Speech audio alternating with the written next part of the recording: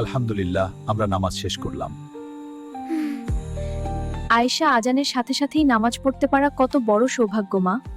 GB আম্মু, আব্বু বলেছেন ফজরের নামাজ পড়লে সারাদিনের জন্য আল্লাহর কাছে নিরাপত্তা চাওয়া হয়।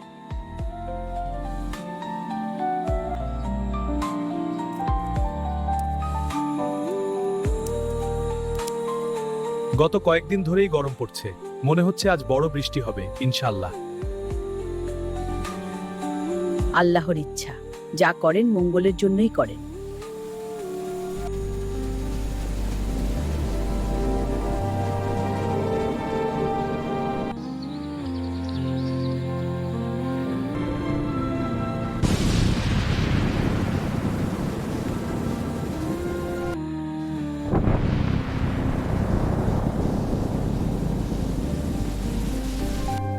আব্বু, এত জোরে শব্দ হচ্ছে, খুব ভয় লাগছে। ভয় পেও না বাবা, এটা আল্লাহর নিদর্শন। বজ্রপাতের সময় আমরা কি পড়ি? সুবহানাল্লাহি ইউসাব্বিহুর রাদু বিহামদিহি ওয়াল মালাইকাতু মিন খিফাতিহি।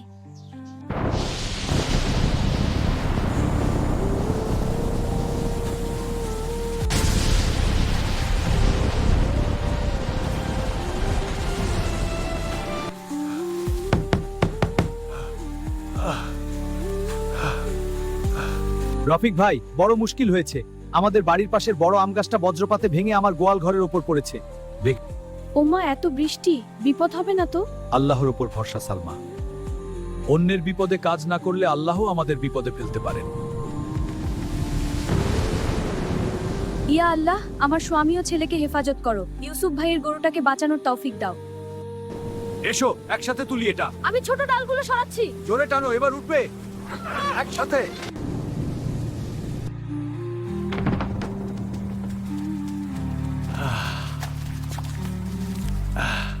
রফিক ভাই, তোমাদের মতো প্রতিবেশী পেয়ে আমি ধন্য। আল্লাহ তোমাদের উত্তম বিনিময় দিন। ইউসুফ ভাই, আপনি এখন গরুটাকে শুকনো জায়গায় রেখে গরম পানি খাওয়ান। আমরা সবাই মিলে গাছটা সরিয়েছি। আল্লাহর অশেষ মেহেরবানি। আম্মু, আমরা চাচার গরুটাকে বাঁচিয়েছি, যদিও একটু ভয় পেয়েছিলাম।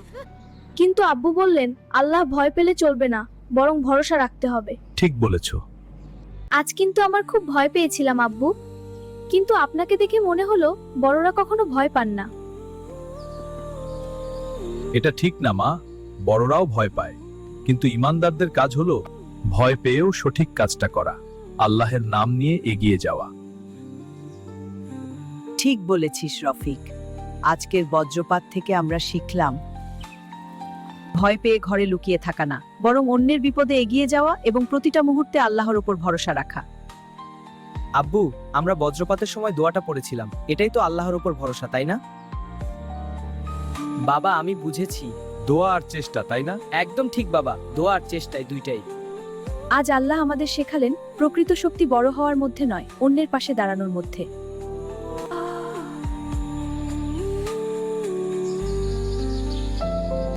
আল্লাহু আকবার।